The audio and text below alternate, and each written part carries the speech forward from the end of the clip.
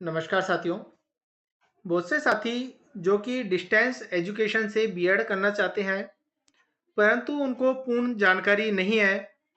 तो हम आज का वीडियो उनके लिए लेकर आए हैं, जिसमें हम आज बात करेंगे कि इग्नू के माध्यम से किस प्रकार से बीएड होगी।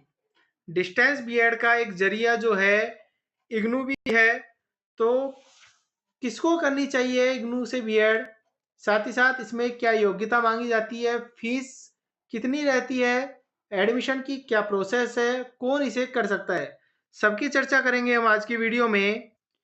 तो इग्नू की यदि हम बात करें तो Indira Gandhi national open university, जो कि 20 सितंबर 1985 से इसने अपना कार्य प्रारंभ किया था। अब इसके बाद में बात करें कि क्यों बीएड करनी चाहिए इग्नू से, या यूं कहें कि किसको करनी चाहिए। तो सबसे पहला जो मेन पॉइंट है वह यह है कि यदि आप कोई जॉब में है, तो आप यदि कोई जॉब में है रेगुलर मोड से बीएड नहीं कर सकते हैं, तो आपके लिए एक बेस्ट ऑप्शन है। दूसरा, यदि आप कोई कोर्स रेगुलर मोड में कर रहे हैं, लगातार या कंटिन्यू कहें कि आप स्कूल कॉलेज जाके कोई कोर्स कर रहे हैं, तो उस कंडीशन में भी आप इग्नू के माध्यम से डिस्टेंस बीएड कर सकते हैं। अब इसके बीएड कोर्स की हम बात करें तो सबसे पहले हम बात करेंगे कि कितनी अवधि का कोर्स रहेगा, क्या फीस होगी, एज लिमिट क्या है और एप्लीकेशन फीस कितनी रहने वाली है। तो यहाँ पर आप देखेंगे कि इसकी जो ड्यूरेशन है वह 2 साल की है। 2 साल का कोर्स है जो कि सेमेस्टर वाइज नहीं होगा, फर्स्ट ईयर और सेकंड ईयर 2 साल का है। साथ ही साथ फीस की बात करें, 55,000 इसकी फीस होने वाली है। एज लिमिट इसमें कुछ भी नहीं है, कोई एज लिमिट नहीं रखी गई है, प्रत्येक अभ्यर्थी इसे कर सकता है। और इसकी जो एप्लीकेशन फीस है वह 1,000 रुपये रखी गई है। इसकी योग्यता की हम बात करें, एलिजिबिलिटी क्या है, क्राइटेरिया इसका एलिजिबिलिटी का क्या रखा गया है, तो इसमें आप देखेंगे डीएलएड या बीटीसी या यूं कहें BSTC face to face mode या रेगुलर मोड में होना चाहिए।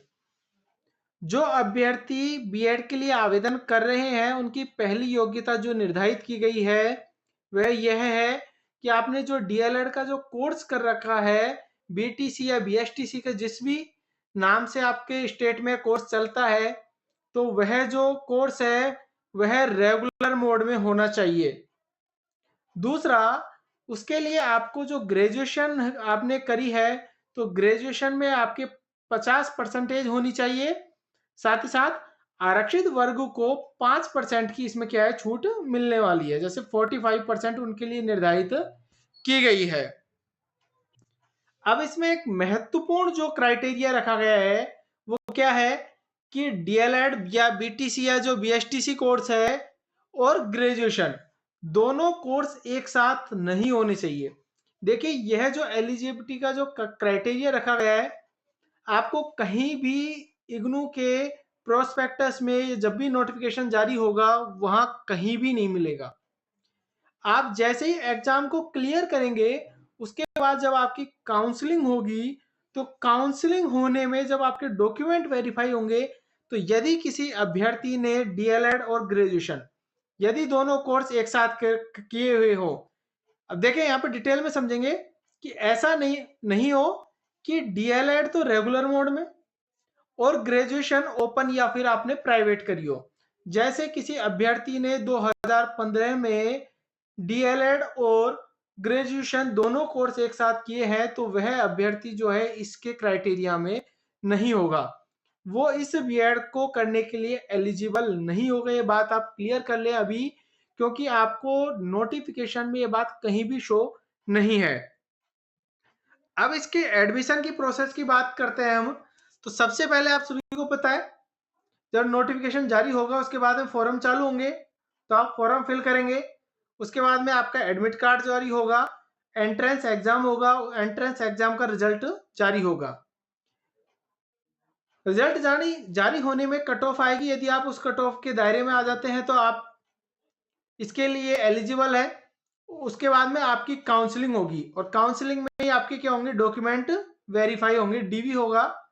तो इस डीवी के दौरान ही ध्यान रखना है कि यदि किसी अभ्यर्थी ने, वापस रिपीट करना चाहूंगा, इस डीवी में यदि किसी अभ्यर्थी ने ग्रेजुएशन और डीएलएड यदि एक ही वर्ष में उत्तीर्ण किया है तो इस काउंसलिंग से आपको आउट कर दिया जाएगा। क्लियर है इतना? इसके बाद में इसकी सीट्स को हम लेकर बात करते हैं कि जितने भी इसके रीजनल सेंटर हैं इग्नू के, तो उसके प्रत्येक रीजनल सेंटर पर 50 सीट्स होती है। तो आज की वीडियो की जो हमारी जानकारी थी वो कुछ इग्नू के बारे में बेसिक जानकारी थी। कौन कर सकता है, क्या योग्यता है, फीस कितनी है, एडमिशन किस प्रकार से होता है, सबकी जानकारी हमने आपको आज की वीडियो में समझाया। आई होप आपके इससे जो भी रिलेटेड डाउट है क्लियर हो गए होंगे।